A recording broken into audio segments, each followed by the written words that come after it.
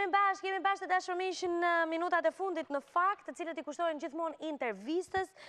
Sot kam të ftuar Ana Kotro, logopede e re. Ana, kush është Ana? Ngrim dorën. Edhe Elida Ndeu është studente e shëndetit publik. Mirëmëngjes, të lutem, do bashkoheni pak bashkë se ne nuk patëm kohë. Sot është 2 prilli në fakt, është dita ndërkombëtare e autizmit edhe sigurisht që ka aktivitetet të ndryshme për sa I përket shëndetit publik për këtë temë. Mirë, është sigurisht një temë shumë delikate, nuk do donte të na ndodhte askujt, unë vetë kam një vajzë 3 vjeç, kështu që sigurisht që I mirë kuptoj të gjitha ata që e vuajnë vërtet këtë. Mirë, Ana, ne do të shkojmë tek pyetja e parë. Tamam që të kuptohet mirë nga gjithë se ngatrohet shumë autizmi me sindromën Down, ngatrohet shumë autizmi me ato që hëse nuk flet është pra me mec, pra I mungon mundësia për të folur, pra çfarë është autizmi tamam? Autizmi është një çrregullim neurobiologjik kompleks. Që të përcaktohet një fëmijë që është me autizëm, duhet të ketë 3 shkallë. Është mos socializimi, mos komunikimi dhe sjellje të përsëritura që ne I themi sjellje stereotipike. Nëse nuk I ka të 3 këta elementet, një fëmijë mund të quhet me elemente autizmi, por nuk mund të përcaktohet me diagnoza autizmi. Domethënë që ta kuptojnë njerëzit edhe një herë. Ju thatë që e para është elementi social. Social, nuk janë social. Nuk bëhet pjesë e qëndrojnë të mbyllur brenda një muri të tyre, nuk duan të komunikojnë me të tjerë. Pjesa e dytë? Pjesa e dytë është komunikimi. Pra çdo thot komunikimi. Komunikimi, ata kur kërkojnë diçka nuk shkojnë vetë për ta marrë, ose të tërheqin nga dora dhe të çojnë tek vendi ku ata duan. Pra nuk flasin. Nuk flasin, nuk duan të flasin. Dhe e treta? Dhe e treta janë sjelljet përsëritse, stereotipike, që bën një veprim disa herë. Mund të jetë lëvizja e duarve, mund të jenë edhe vokale që të lëshojnë një tingull gjatë gjithë kohës. Janë sjellje që I përsërisin gjatë gjithë kohës. Në cilën moshë? Duhet ta, domethënë, po flasim për prindërit që janë të rinj, që ndoshta nuk e kuptojnë ato pjesë. Dhe në cilën moshë duhet ta kuptojnë pra që fëmia e tyre ka një problem që nuk shkon? Brenda 18 muajve të parë, duhet të ketë atashim ndaj nënës, e ndjek me sy. Në rastin kur fëmia nuk ka një kontakt me sy ndaj nënës, duhet filloj të shqetësohet nëna. Çdo të thonë në këtë rast kontakt me sy se pra ta shikoj në sy nënën. Duhet ta ndjeki me sy. Mami Diana. Nuk ka fëmijë. Po dua ta kuptoj. Ja ta shpjegoj. Për shembull, unë duke qenë se e kam bërë praktik me vajzën time, se si dijej. Po, absolutisht. Unë e kisha lënë vajzën time më pak se 1 vjeçe në Seggiolino në shtëpi, shumë pak televizor, sepse thonë që edhe nuk bën shumë mirë, dhe unë për shembull merja 1 cent, po laja enët. Po. Ajo më ndishte gjatë gjithë kohës, që kur merja sendin, derisa shkoja te lavamani me sy. Bëja unë një zhurmë tak, ajo fap, të rishte vëmendje. Këto janë të gjitha reflekse dhe veprime që fëmia duhet I bëj. Kuptoj. Në rast se nuk I bën, deri në një moshë të caktuar mbi 1 vjeç e kështu, domethënë në rast se nuk e ndjek nënën kur bëhet, jo vetëm nënën, por çdo njeri kur bën zhurmë, kur ka veprime, domethënë që duhet të bëjmë vizita edhe duhet të shqetësohemi pak. Duhet fillojmë të shqetësohemi. Po kjo s'ka të bëjë me sindromën Down, se bëjmë një gabim shumë të madh në është mungesë informacioni. Sindroma Down dallohet që në shtatzani. Nga lëngu amniotik bëhet amniocenteza dhe atëherë përcaktohet. Tani është fare e thjeshtë, edhe ti mund të vendosësh nëse mund ta mbash. Në fakt, në çfarë muaji është ajo, se unë nuk e mbaj mend. Në muajin e 3 të shtatzanisë. Në muajin e 3. Dakor, domethënë ti ke mundësi që mund ta mbash fëmijën ose jo në këtë rast. Është zgjedhja e nënës. Po, ka pasur shumë raste në të cilat kanë thënë që jo, unë nuk e marr përsipër.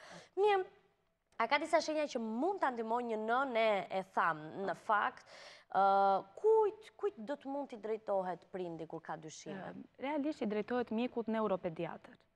Artistë në Shqipëri nuk funksionon struktura e ekipit multidisiplinar akoma, vetëm në disa fondacione që janë private, por në përgjithësi drejtohet mjekut neuropediatër. E kuptoj. Ai pastaj rekomandon analizat e duhura. Mirë. Elida është studente e shëndetit publik së bashku me pedagogen Entela Binjaku, të cilët po bëjnë një aktivitet për sa I përket shëndetit të nënës dhe të fëmijës, që do të zhvillohet pikërisht nesër, më datën 3 prill. Kemi fare pranë, çfarë mesazhi do t'jepni ju, si është organizuar eventi, pse është e rëndësishme të bëhet ky event, gjithçka për eventin nesër. Atëherë, siç e the edhe ti, ne si studentë të vitit të parë të shëndetit publik, në bashkëpunim me pedagogën tonë, kemi ndërmarrë dëshirën edhe nismën për të realizuar këtë aktivitet në kuadër të javës së shëndetit, javës botërore të shëndetit, me temë shëndeti I nënës dhe fëmijës. Në fakt, iniciativa nisi nga një leksion që ne kishim. Shëndeti nënës dhe fëmijës është një temë e cila ka shumë interes, është shumë sensitive për të gjithë shoqërinë, dhe menduam që pse jo të mos të ju bënim share më shumë në një publik më të gjerë, informacioneve që ne kishim, dhe kështu e ndam punën në grupe, të gjithë punuan nga një temë, sepse si që thash është një temë e cila ka shumë për të folur. Nuk e kemi marrë në aktivitet, nuk trajtojmë vetëm pjesën e mëmësisë, por që nga hapat e parë të zhvillimit, të vajzave, që me pubertetin, me maturimin, pastaj me shtatzanin, deri në pjesën postpartum, pra pas lindjeve, dhe rëndësin që ka ushqimi me gji, vaksinimi i fëmijëve, bebeve, foshnjave të përsalindura, të cilat janë aluduar shpesh si të dëmshme, por që në aktivitetin e nesërm, do mundohemi që të përcjellim mesazhin se kjo nuk është kështu, edhe specialistët e shëndetit publik bëjnë thirrje që fëmijët, foshnjat e vogla të vaksinohen, sepse është në të mirën e tyre dhe është një hap shumë i rëndësishëm për një të ardhme dhe një fëmijë të shëndetshëm më vonë. Në fakt, ka dalë është bërë një reklam, nëse do ta quaja kështu, që duke qenë se autizmi ka të bëjë me nivelin e mërkurit në gjak, pra ka një nivel më të madh të mërkurit në gjak, sepse jam interesuar gjëre gjatë, puna na e deshte një herë një kohë. Këto vaksina, kështu është bërë reklama në internet, etj. Këto vaksina dyshohet që kanë një nivel mërkuri goxha të madh. Kështu ka pasur edhe fëmijë që kanë qenë shumë mirë përpara vaksinimit dhe menjëherë pas vaksinimit kanë shfaqur disa shenja të autizmit. Unë nuk e di nëse kjo është një reklam që bëhet për të mos u vaksinuar, pra janë fake news, apo janë të vërteta. Edhe nuk e di nëse kemi një ekspert tamam për të na sqaruar këtë. Ai sa informacion sa ke ti, Elida, se nuk është se... Ajo që duhet të them është kjo, që shpeshherë në internet ka edhe keq informime. 90% të raste. Janë keq informime. Unë njerë u skandalizova në një qendër tregtare afër shtëpisë, e thanë, është rrëmbyer një vajzë, i kanë qethur flokët, shkojmë të gjithë aty, rrethojmë vendin, asgjë s'kishte ndodhur, kupton? Dhe di të them që specialistët e shëndetit publik dhe mjekët janë ata që më së miri ja dinë kësaj vlerën vaksinimit, dhe vaksinimi është një proces shumë i rëndësishëm që i mbron fëmijët ndaj shumë sëmundje infektive. Kështu që duke llogaritur shkakun dhe pasojën, ti nuk mund të marrësh riskun që ta lësh një fëmijë të pavaksinuar sepse ke frikë që mund të preket nga autizmi, sepse autizmi dhe shumë sindroma të tjera janë një çrregullim biologjik, indikuar sigurisht edhe nga faktorë të tjerë të jashtëm, të pa identifikuar ose të identifikuar, por nuk janë shkak i vaksinimit. Dhe kjo është, mjekët përderisa bëjnë thirrje dhe specialistët e shëndetit publik bëjnë thirrje që duhet të bëhen, është në të mirë të fëmijëve, është në të mirë të foshnjave, të përsalindura, sepse mundet që më vonë të vuajnë pasojat, siç është fruthi, poliomeliti, sëmundje të tjera. Kanë një imunitet le të themi më të dobët ka shi sëmundjeve të jashtme. Ç'është e vërteta, unë kam bërë kështu, ja kam bërë vaksina gjithmonë me vonesë. Do me thënë, ja kam bërë vaksinat të gjitha dhe kam vendosur një hark kohor në mendje të tipit 3-4 muaj vonesë. Për shembull, 3 mujoshin e kam bërë më vonë, këtë e kam bërë më vonë. Në këtë lloj mënyre më është fiksuar muaj që ka funksionuar pak më mirë. Ajo ideja sa të bënte ato reflekset e para etj. Kjo ka qenë frika ime, por kjo zot thotë që të bëjnë njerëzit si unë. Mirë, Ana, ju jeni lokopede edhe merreni me trajtimin e fëmijëve autik. Çfarë trajtimesh bëhen? Unë jam terapiste gjuhës, bëjmë trajtim logopedik. Megjithatë ne nuk punojmë të vetëm, punojmë bashkë me një grup. Çfarë profesionesh të tjerë përfshin? Atë është terapisti i zhvillimit. Si fillimi i cili strukturon sjelljen e fëmijëve me autizëm. Që kur të kaloj te logopedi, ai të qëndrojë ulur, të bindet, të marrë komandat, bëhet strukturimi i sjelljes dhe më pas nëse fëmia ka shumë fëmijë me autizëm që nuk kanë nevojë për logopedi sepse nuk arrin kurrë të flasin. Ka dhe të tjerë që kanë nevojë edhe ne stimulojmë gjuhën. Atëherë bëjmë të mundur që ai të fillojë të thotë fjalët e para. Të ketë bashkëpunime të tjera deri diku që nëse unë i them diçka ai të fillojë të ma kthej përgjigjen ose fillojë ta marrë komandën time. Mbi bazën e këtyre gjëra.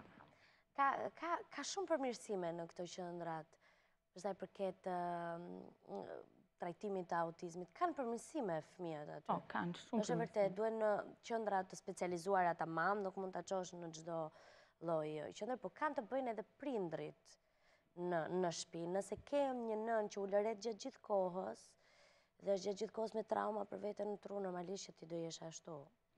Ne i kemi vetëm 1 orë në ditë fëmijët. Nëna i ka 23 orë të tjera dhe puna jonë duhet patjetër të bëhet dhe në shtëpi. Prandaj ne gjithmonë pas mbarojmë terapinë, i themi nënës se çfarë bëm që dhe nëna të përsëritit të njëjtat gjëra. Ndryshe nuk arrin dot kemi rezultat. 1 orë në ditë është shumë pak. Për shembull, Lionel Messi është thënë që deri në moshën 5 vjeçare ka pasur shenja të lehta të autizmit. A është e vërtet që fëmijët me autizëm prirën të jenë shumë të mirë drejt një fushë? Po, kjo është... Pra fokusojnë tek një fushë dhe pjesën tjetër? Siç ne jemi të ndryshëm dhe fëmijët me autizëm janë gjithë të ndryshëm. Ka fëmijë që janë shumë inteligjent, po ka dhe fëmijë që mund të kenë deficite mendore. Kjo është tërësisht personale. Ka raste domethënë që është rikuperuar? Autizmi trajtohet, por nuk shërohet. Nuk është sëmundje, është çrregullim. Po pra, çrregullimi. Dhe sa më herët të kapet, aq më mirë se fillon trajtimi më shpejt dhe kemi rezultate më të larta, por nuk mund të shërohet. Ka njerëz që ka probleme me gjuhën përgjithësi, fëmijë të vegjël, po me kohën dhe u vjen. Mund të jetë çrregullim gjuhësor, mund të jetë çrregullime të folur, mund të jenë vonesa të ndryshme, por jo autizëm. Autizmi ishin 3 elementët, nëse nuk i plotësonte, atëherë nuk ishte autizëm. E kuptoj. Mund të jetë vonesë. A kemi ne në Shqipëri, a është Shqipëria gati për të bërë trajtime të sakta të autizmit? Unë mendoj që akoma jo, sepse ne nuk kemi një grup multidisciplinar. Që do thotë është mjeku neuropediatër ose neuropsikiatër, duhet jetë logopedi, psikologu klinik, duhet jetë psikologu i përgjithshëm, që të arrin të bëjë një diagnostikim të saktë të fëmijës. Ne sot kemi vetëm mjekun neuropediatër që vendos një diagnozë, por akoma jo që të ketë një ekip shtetëror. Sepse në qendra private mund të ketë një ekip, por në shtet jo. Dhe jo të gjithë e kanë mundësinë që të bëjnë vlerësim të kushtueshëm. Elida, a organizohen fushata informuese lidhur me këtë gjë në Shqipëri? Vitet e fundit është parë një tendencë në rritje këto lloj fushatash, të cilat kanë të bëjnë me sensibilizimin e gjithë komunitetit, edhe gjithë përfshirjen e personave me autizëm, duke rritur integritetin e tyre dhe duke i bërë të ndihen të barabartë. Në Institutin e Shëndetit Publik, me rastin e ditës botërore të autizmit, është zhvilluar një aktivitet ku të pranishën janë familjarët e fëmijëve të cilët kanë vuajnë nga autizmi, fëmijët vetë, profesionistët të cilët kujdesen për ta, mjek të ndryshëm, në mënyrë që të paktën një ditë në vit t'i kushtohet rëndësi, edhe të jepet vëmendja e duhur këtyre personave, megjithse, siç thashë edhe më parë, vitet e fundit është rritur tendenca e këtyre fushatave, në varësi edhe të... Pra ka një sensibilizim, le themi, nga një gjumë që, ose nuk e merrnin vesh që fëmia është autik, tashmë njihet edhe si sindrom, si sëmundje, njihet edhe, do me thonë, di dhe pak ku të drejtohesh. A është e njëjti sensibilizim si në qytet ashtu dhe në fshat? Fatkeqësisht, jo. Unë vi nga fshati, vetë, por është ajo akoma ajo tabuja që në qoftë se fëmijët kanë probleme të tilla, është më mirë të mbajnë larg vëmendjes së komunitetit ose njerëzve të tjerë. Dhe kjo është gjë jo e mirë, sepse atij fëmije i pengon zhvillimin, sepse në qoftë se do trajtohej në qendra të duhura, në qoftë se do i jepej mundësia për të trajtuar në qendra të mira, edhe në vende të caktuara ku realisht punohet në logopedi, në shkolla speciale, do bëj një ndryshim goxha i mirë, por fatkeqësisht është parë edhe një mani tjetër që është pikërisht mania e prindërve për të dërguar këto fëmijë në çerdhe dhe në kopshte normale. Kjo është një tjetër gabim. Unë mendoj që jo. Bën mirë? Unë mendoj që bën mirë, sepse fëmijët me autizëm, duke ditur që kanë sjellje të përsëritura, mund të ndikohen nga tjetri. Edhe kur kemi disa fëmijë me çrregullime të ndryshme, atëherë ata përfitojnë nga njëri tjetri. Kurse në shkollë normale ose në kopësht normal, ai arrin të socializohet me fëmijët. Kështu që i bën mirë, ta japim dhe këtë mesazh, se unë para për shembull e di gabim. I bën shumë mirë. sepse ata arrin të socializohen dhe kam vënë re një tendencë shumë të madhe të fëmijëve që kanë filluar i përkrahin, i mbështesin, i ndihmojnë, nuk janë më në fazat e paragjykimit që thoshin jo, me atë unë nuk shoqërohem, sepse ai është ndryshe. Tani ka një rritje shumë të madhe të ndërgjegjësimit. Edhe të nënave që nuk i fshehin më fëmijët. Dhe duhet të sqarojmë edhe një pikë të fundit, që është pikërisht për autizmin nuk shërohet, por është në trajtim gjatë gjithë jetës. Jep e ti, Ana, mesazhin si logopedi që t'japim mesazh jo i mirë, që është e vërteta, por që duhet ta themi. Si fillim duhet që nënat ta pranojnë, gjithë familja duhet pranojë çrregullimin e fëmijës së tyre, nuk duhet i fshehin dhe duhet sa më shpejt të ndiqen me specialistët e duhur dhe duhet një trajtim gjatë gjithë kohës, nuk ka shërim, por ka përmirësim. Ka përmirësim. Pa tjetër që ka përmirësim. Ka përmirësim për çdo gjë nëse ke dëshirën dhe vullnetin e duhur për ta bërë. Unë ju falenderoj të dyjave, Eleida, Ana, faleminderit, ju uroj suksese në punën tuaj. Nesër mbahet në datë 3 prill, ku dhe në çfarë ore? Atëherë nesër është në orën 12 deri në orën 1, tek salla e referimit që është pranë Universitetit Mjekësisë. Shumë mirë, kështu që janë të ftuar të gjithë, edhe prindrit që kanë nevojë për informacion, no? Të gjithë. Është një takim i hapur. Kush ka dëshirën edhe e ndjenjë që duhet vi, janë të mirë pritur. Në fakt, mesazhe të tilla, eventet të tilla duhen sa më shumë, jo vetëm për autizmin, por për çdo gjë që sensibilizon, edhe që jep një farë ndihme për gjithë ata që mund ta bëjnë. Faleminderit shumë vajza, ju uroj suksese në punën tuaj. Ndërkohë të dashur miq, ne kemi mbërritur në fund të këtij emisioni, do të shihemi sërish nesër në orën 8 të mëngjesit. Deri atëherë, shëndetin në radhë të parë trut në vend të dytë. Kalofshi mirë.